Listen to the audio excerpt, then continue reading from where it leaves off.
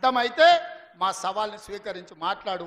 నువ్వేం చేసినావు, మేమేం చేసినావు ప్రజలకు అర్థమవుతుంది.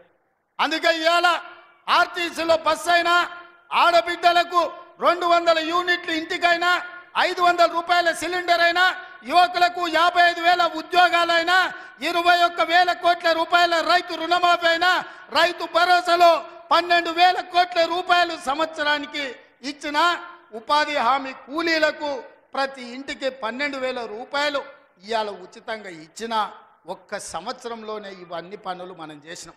ఇవే కాదు, ఇవాళ బీసీలు, తెలుగుకల్లోలైన డాక్టర్లు, లాయర్లు, ఇంజనీర్లుగా ఈ చదువుకున్నారు.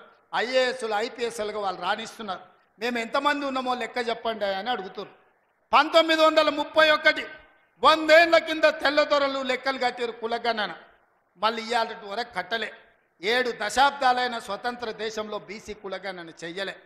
ఇవాళ తెలంగాణ రాష్ట్రం దేశంలోనే మొదటిసారిగా బలహీన వర్గాలకు సంబంధించిన ప్రతి కులానికి సంబంధించిన లెక్క తీసి కులగణన చేసి దేశానికి ఆదర్శంగా నిలబడ్డది. 100 ఏళ్ల నుంచి జరగని పని ఇవాళ తెలంగాణ రాష్ట్రంలో చేసినాం.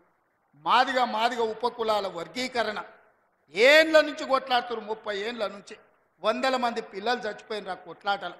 ఇవాళ ఎస్సీ ఉపకులాలకు సంబంధించి ముఖ్యంగా మాదిగ ఉపకులాల వర్గీకరణ 30 ఏళ్ల నుంచి పీఠముడిగా ఉంటే ఆ సమస్యని పరిష్కరించి ఇవాళ వర్గీకరణ చేసినాం. ఇవన్నీ ఒక్క సంవత్సరం మేము సాధించిన విజయాలు. చంద్రశేఖరరావు, నీకు ఇవి కనిపిస్తలేవా? నీ కండ్లకి ఏమన్నా పసిరికలు వచ్చినాయా? నీ కండ్లు ఏమన్నా పచ్చగానే అని నేను అడుగుతున్నాను.